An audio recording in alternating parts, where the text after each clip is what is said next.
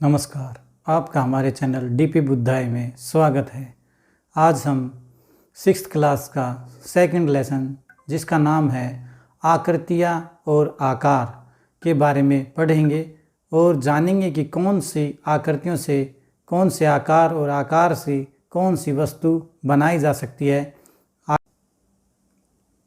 Channel पर नए हैं तो आप चैनल को सब्सक्राइब कर लें और बेल के आइकन को दबाएं और ऑल पर क्लिक करें, जिससे मेरी आने वाली सभी वीडियो के लिंक सबसे पहले आपको मिल सकें। आगे देखते हैं कि आकृतियों से कौन से आकार और आकार से कौन सी वस्तुएं बनाई जा सकती हैं। चलो फिर देखते हैं आकृतियां और आकार। आज हम 6th क्लास का सेकंड लेसन जिसका नाम है आकृतियां और आकार के बारे में पढ़ेंगे।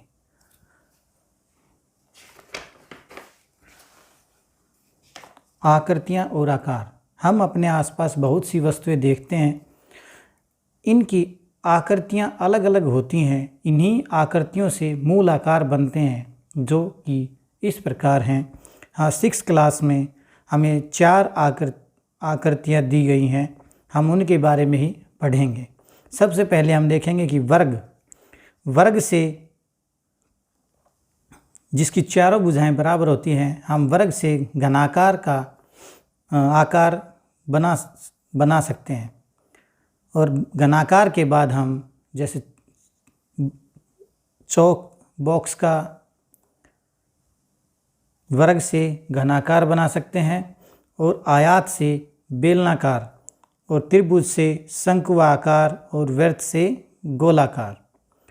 इन्हीं के बारे में हम आगे पढ़ेंगे और इन्हीं को हम बनाकर देखेंगे कि वर्ग से कैसे घनाकार बनता है, आयत से कैसे बेलनाकार बनता है, और त्रिभुज से कैसे शंक्वाकार, और वृत्त से कैसे गोलाकार बनता है।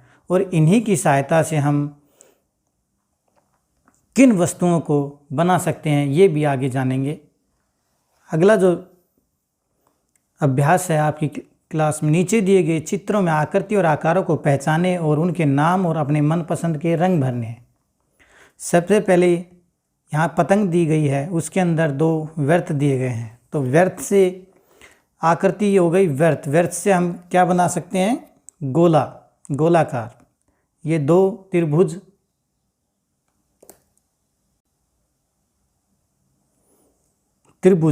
त्रिभुज से शंक्वाकार, और ये है आयत से बेलनाकार, वर्ग से घनाकार, विषम कोण। ये जो हमारा पतंग का है इसको बोलते हैं विषम कोण या रैम्बस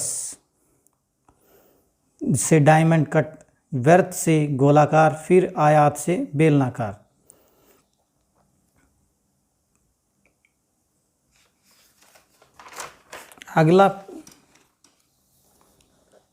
अगली गतिविधि है वो है नीचे दी गई मूल आकृतियों एवं आकारों का अवलोकन करेंगे और आकृतियों से आकार की संरचना तथा उनका वस्तु चित्रण सीखेंगे।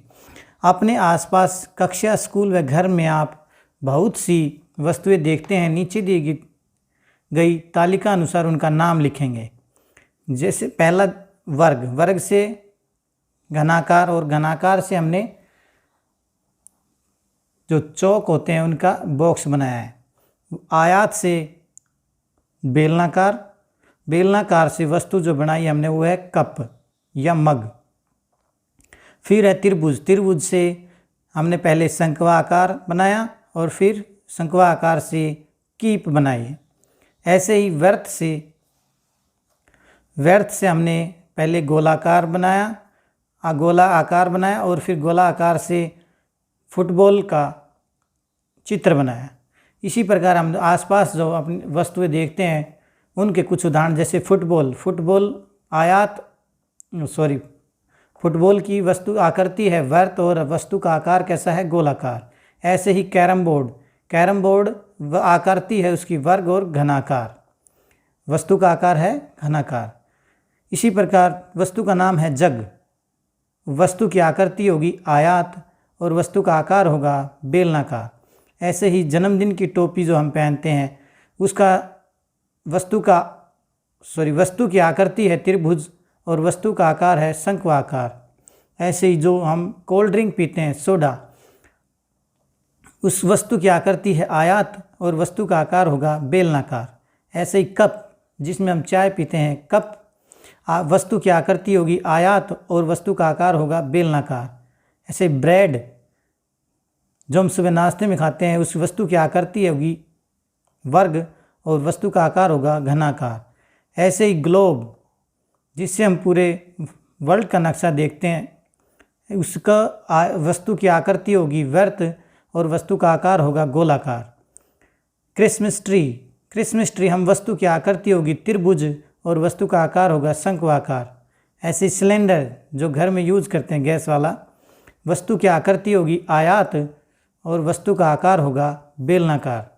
इस प्रकार हमने आसपास की चीज़ों के नाम लिखे और वस्तु की आकृतियाँ भी लिखी और फिर वस्तु का आकार भी। इसी प्रकार हम कुछ आगे अभ्यास करेंगे कि वर्ग से कैसे घनाकार और घनाकार से कैसे डिब्बा बनाया जा सकता है और कैसे आयत से बेलनाकार और बेलनाकार से कप या मग बनाया जा सकता है।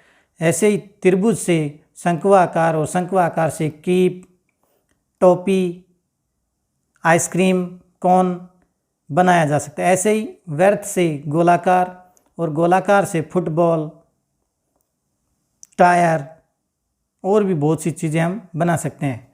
देखते हैं, अभ्यास करेंगे आगे हम।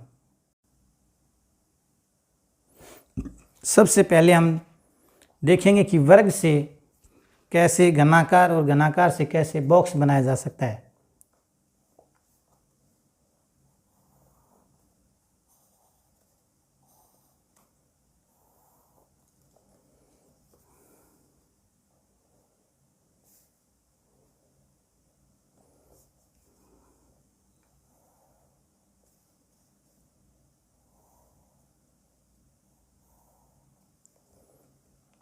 वर्ग से घनाकार बनाने के लिए हमने दो वर्ग बनाने हैं, एक इधर एक इधर। दृष्टिक्रम के सिद्धांत के अनुसार जो चीज़ नज़दीक होगी वो बड़ी और जो दूर होगी वो छोटी दिखाई देगी, इसलिए बीच वाली लाइन बड़ी है और साइड वाली लाइनें थोड़ी इससे कम होंगी। इनको आपस में ऐसे मिलाएंगे और ऊपर वाली जो लाइन है वो उसको भी ऐसे ही मिला देंगे।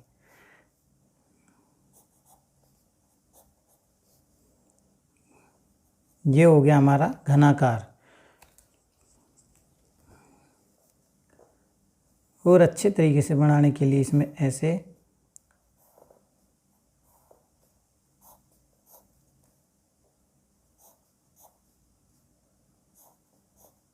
अंदर की लाइन दिखा देंगे हम हल्के हाथ से।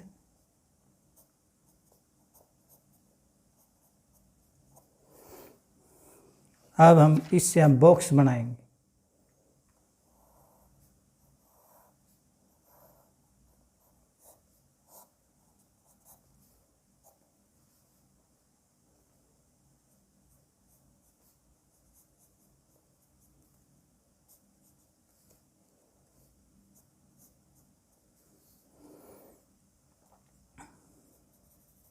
पेंसिल की सहायता से हम इसको शेड करेंगे जिससे इसको आकार में परिवर्तित किया जा सके। ये हो गया हमारा घनाकार। घनाकार से अब इसको बॉक्स बनाने के लिए देखा होगा आपने, बॉक्स पर जो ऊपर का कवर होता है ढक्कन, उसको थोड़ा वो मोटा होता है, इसलिए यहाँ पर दो लाइनें खींचेंगे ऐसे।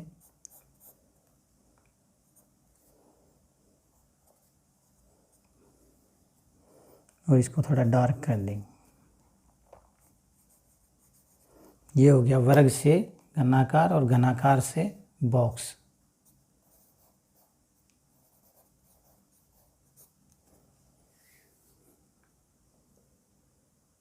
अब हम आयत से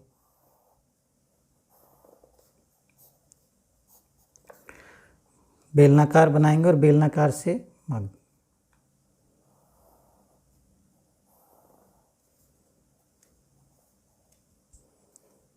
नीचे का उभार दिखाएंगे बेलनाकार।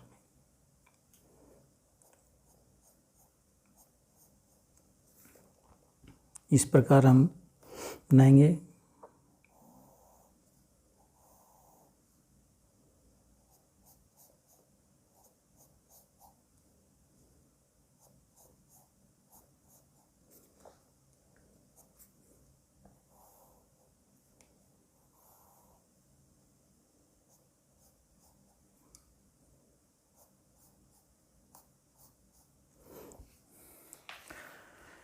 पेंसिल की सहायता से इसमें शेड देंगे।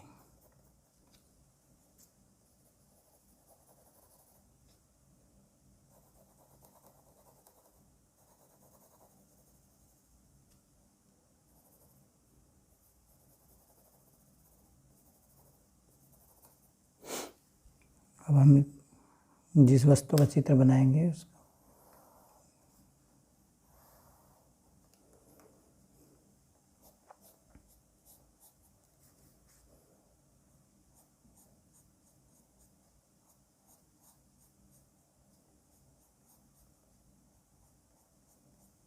इसको थोड़ा डार्क कर देंगे जिससे इसका फेस अच्छे से बन जाए। अब इसके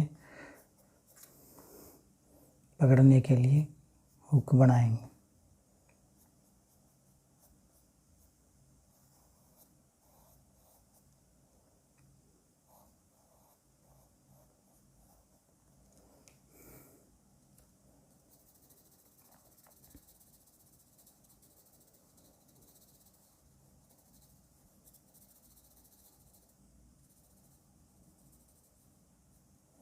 हमने ये बना लिया मग। इसी प्रकार हम देखेंगे कि त्रिभुज से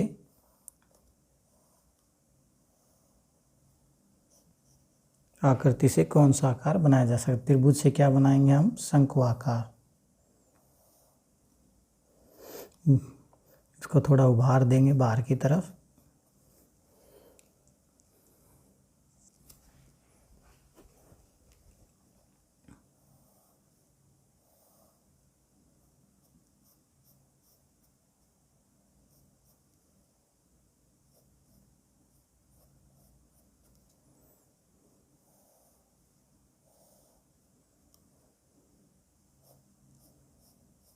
त्रिभुज से हमने ये बना दिया शंकु आकार।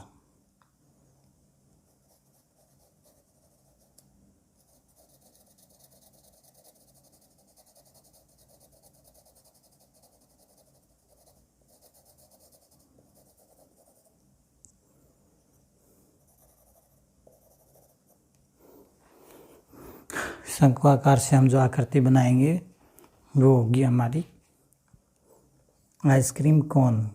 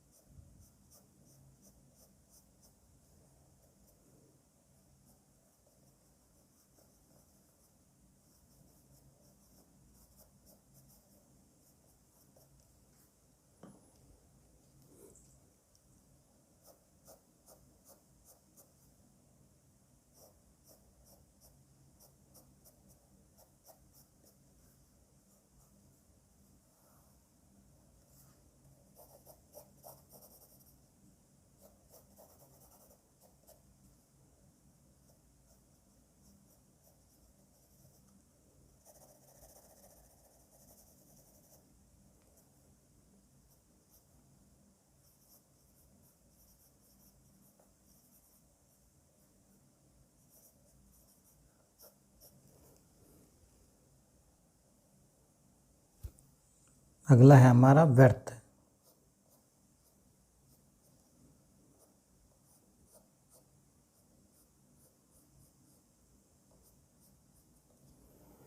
वृत्त से हम बनाएंगे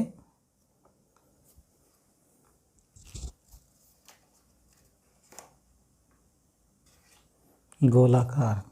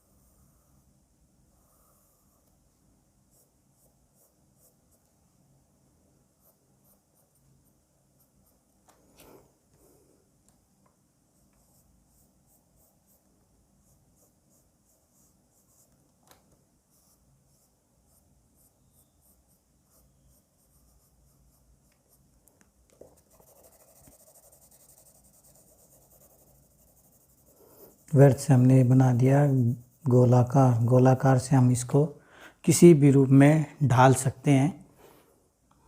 हम यहाँ पर बनाएंगे फुटबॉल।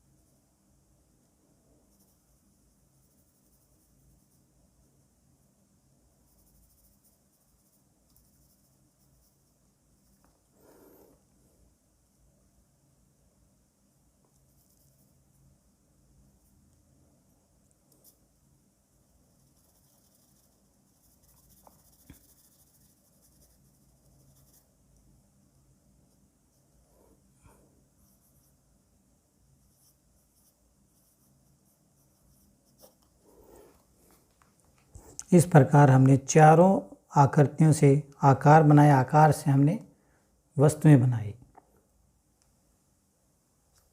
इसी प्रकार और भी हम मूल आकारों पर आधारित छाया प्रकाश के साथ वस्तु चित्र हैं। जैसे शंकु आकार से आइसक्रीम कोन या डिवाइडर के रूप में जो इस्तेमाल करते हैं कोन। यह वर्ग से हमने क्या बनाया, घनाकार। घनाकार से जैसे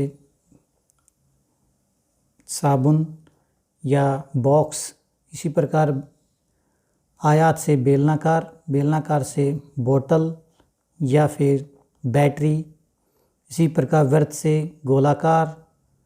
गोलाकार से ये लोटा या बास्केटबॉल। हम हर वस्तु में कोई ना कोई आकृति होती है और उसकी हमें आकार का पता करना है और आकार से हम वस्तु का चित्रण आसानी से करने में सक्षम हैं। इसी प्रकार प्रकाश और छाया के साथ हम मूल आकृतियाँ वस्तुओं में खोजेंगे और उनका अभ्यास करेंगे। और इसी के साथ हमारा जो ये टॉपिक है आकृतियाँ और आकार समाप्त होता है। आशा है कि आपको ये पसंद आएगा और अगर आपको इसमें कोई भी गलतियाँ लगती हैं तो वो कमेंट्स करके हमें बताएं, जिससे हम हमारी गलतियों को ठीक कर सकें और आपके लिए एक बेहतर लेसन बना सकें। धन्यवाद।